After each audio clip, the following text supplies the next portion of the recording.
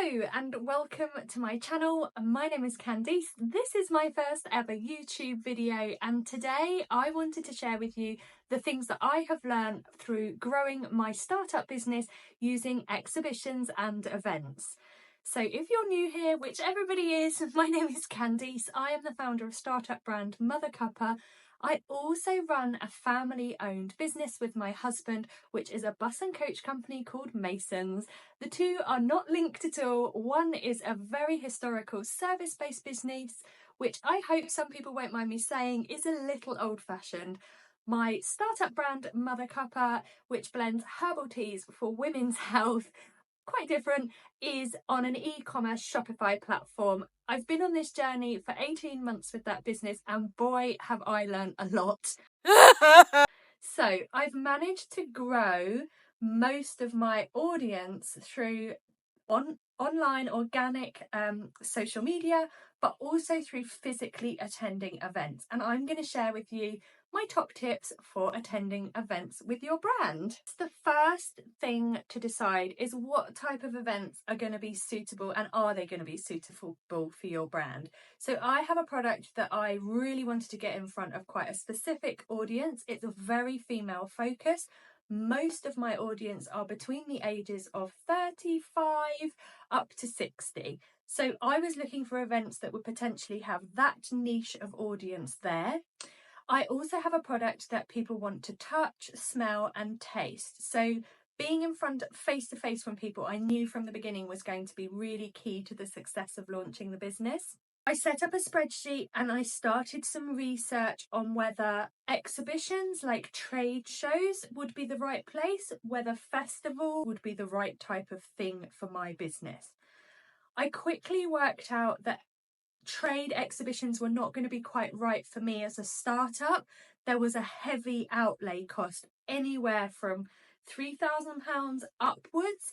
And of course, you weren't ever guaranteed to get in front of a buyer or to meet a wholesale client that was going to make a large order that would allow you to cover costs. So for my brand, I think that might be something I'd like to do in the future. But for the moment, I was looking to just get an audience first off, to be honest. So from the spreadsheet, I was able to research that I definitely knew I wanted to be at exhibitions and wellness festivals.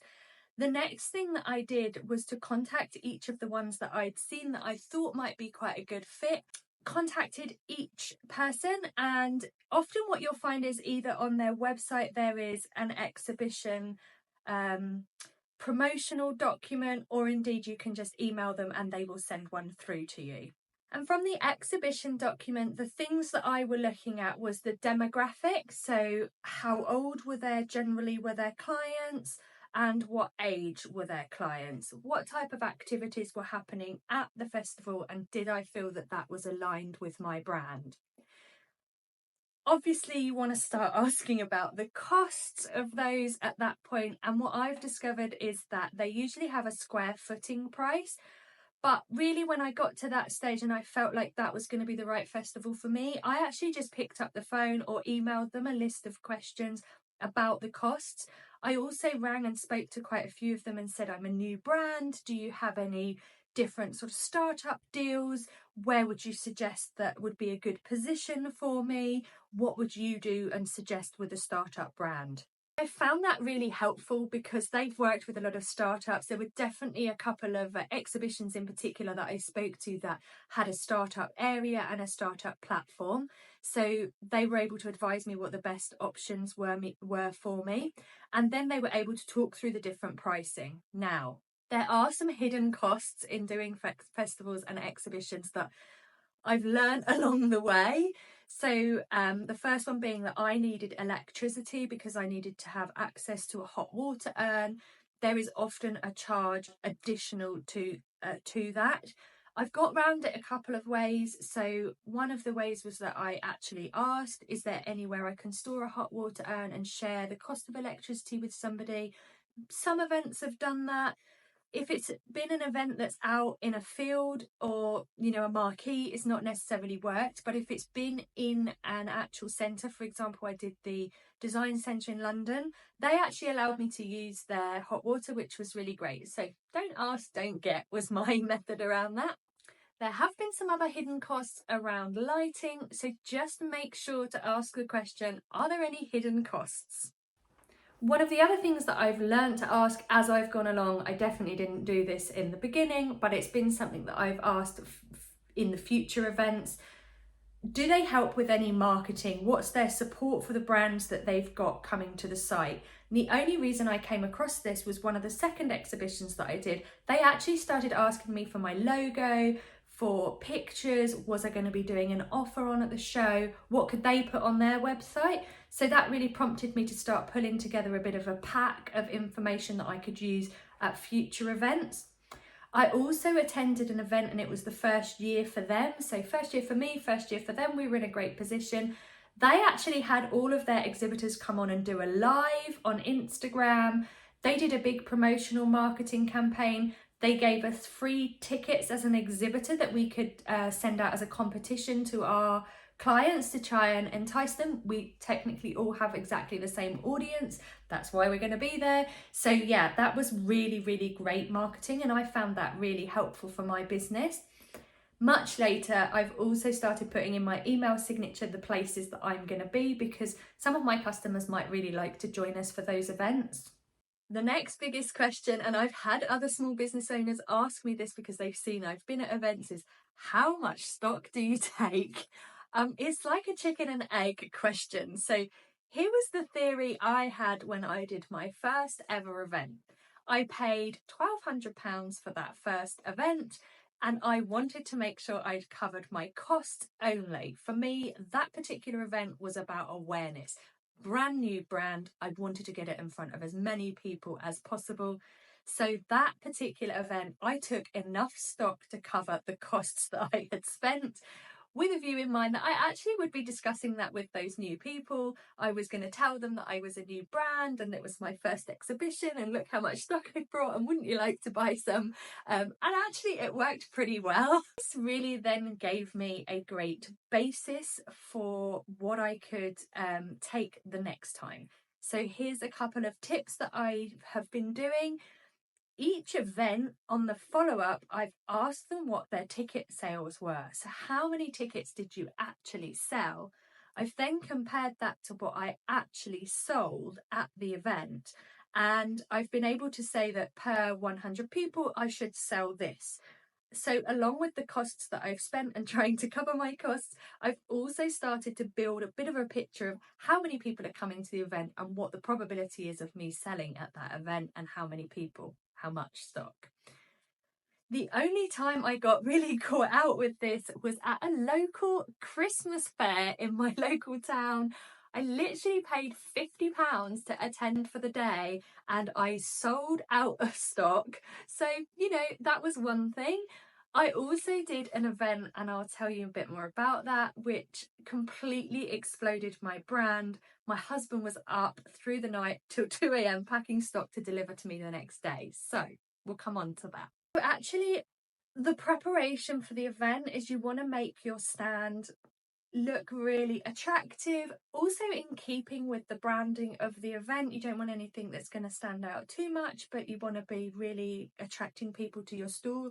So I spent a bit of money on getting my stock set up for that. I actually knew that I was going to do more events, so I invested a little bit to help see me through. Most of it from Amazon, I might like to say. Obviously I needed a lot of sample cups. I had some lovely flowers and lights, made it look really pretty. I'll try and put a picture up here when I work out how to edit a YouTube video. But as a new brand on the day, and in fact any small business, what you're really trying to do is not just have those customers for that one day so that you only ever have to attend exhibits to be able to grow your brand. So for me, I knew I needed to retain that customer contact detail and try and nurture that customer as I went forward. Now, I've learned quite a lot about this as I've gone along. The first time that I exhibited, I had a QR code on my stand. I was using a payment terminal that didn't take email addresses. I was trying to get people to do the QR code while I was taking the payment. I got a few, but it didn't gather enough. At that particular event, I gave everybody a discount flyer and was like, come back again, I'm a new business. So I did pick up a few people. I also tried to tell people that I was on social media if they wanted to come and follow me, but it was okay, but I didn't gain the traction that I was hoping. The next event that I did, I actually ran a competition. So it was a really sizable competition. It was for a weekend spa break and a gift of tea. But what happened was people were scanning the QR code just to enter the competition. And whilst I did retain quite a lot of those contacts, I'm not convinced that they were really an engaged audience, and there was a big drop off after the announcement of the winner. Finally, I got the hang of it. I actually decided to change my payment terminal to the POS Shopify one. It linked directly with my website. It allowed me to manage stock control, but also I was able to take people's email addresses as I was doing the payment as a receipt, that they would get a receipt. I did say to them, by putting your email address in, you're agreeing to sign up to my email list. I would say maybe there were a few people that didn't want to do that, but nearly everybody was quite happy to add their email address. And from that, I've continued to grow customers afterwards. For me, the biggest game changer in this was the Shopify POS, the being able to capture really the people who were already buying your product, really interested in your product, and gain their email address. What I've later done, and I'll do a whole separate video on this if you'd like, is I set up a specific email flow in Klaviyo that nurtured just the people who bought via that particular face-to-face event. What that's allowed me to do is really look after that customer. So the first email they will get is, hey, lovely to meet you at such and such event today. Really hope you enjoy your tea this evening. Thank you for your kindness and making a purchase. So a really nice, warm welcome. It then goes on to nurture them a little bit, tell them about the product. There's a bit of a gap of a couple of days, reminder to come and follow us on social media. Then I think a week or so later, I've put in be really great if you could leave a review. This kind of really helps grow the brand, and we'd love to hear your feedback. And then much later is a reminder that at the event they were given either a discount code or a promotional offer, and that code is going to be running out soon. Would they like to come and purchase again? Now that has been a game changer. And I've tried 2 different types of discount code and both have worked amazingly. So it just depends on your business model. I've done a second discount code of 25% if you come back. And I have recently offered a code which is a very staggered discount on subscribing to my product. That's the focus of this year, to try and grow subscriptions. So I'll keep you posted on how that's going. There have been some events that have worked an absolute charm, and I've thoroughly enjoyed doing them and really grown my audience and met some really great people. And there has been one that was not quite as good. Actually 2. I'll tell you about those. Let me start with the good. So I attended one event. It was just completely my target audience. I couldn't have hit the nail on the head anymore if I'd tried. They were really captive, really engaged. They continued to come back afterwards. That event I actually sold out, so I'd taken the stock to cover my costs, and on the first Saturday at 4 p.m. I was on the phone to my husband, you've got to pack more tea, and we had a very similar day the second day. Luckily, that was a 2-day event that was run twice a year, and I was able to get in for the second booking and get a slightly bigger stand to manage the amount of people that were interested in our product. This is winning for me. I did another event where it absolutely was my target audience. It couldn't have been any better in terms of demographic, but it was quite a new event, and they just didn't have the footfall that they thought they were going to have, and they hadn't really managed the different levels of types of exhibitors that they had. So there wasn't really a great package as a startup, and there were some really big brands there. So I felt that I didn't quite get pitched right for where I needed to be.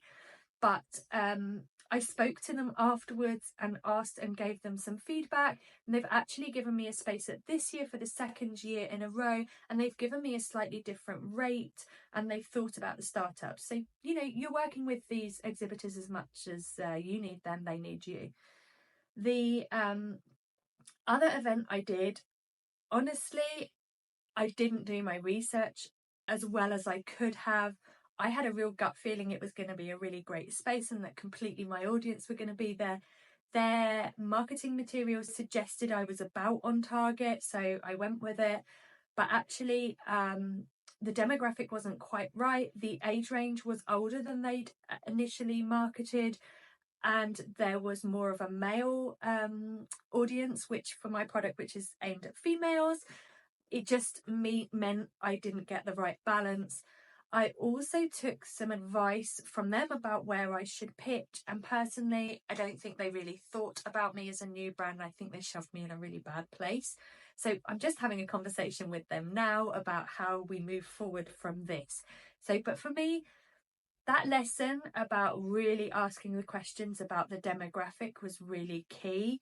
Another thing I've picked up on, which I hadn't done before, is some of them include what their average audience earnings are or what the average person spends on the day.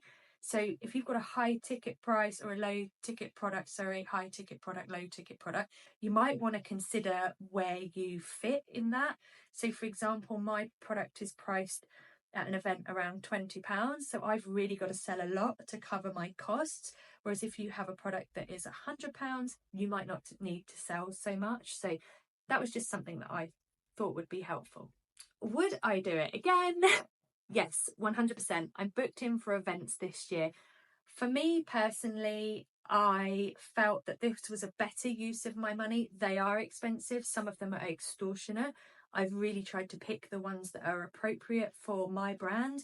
But for me, it was a better use than adding money to Google ads or Facebook Meta ads, because you weren't necessarily going to get people to try your product. I think as the time goes on, i.e. next year, I will just pick the events that I know are really profitable and that really grow the brand's presence. And then I might start adding to digital marketing. But yeah, that's me. So if you really liked it, you need to hit subscribe, but tell me what type of videos you like, ask some questions, and please tell me where you're from. I'd love to hear more about you. Have a great day.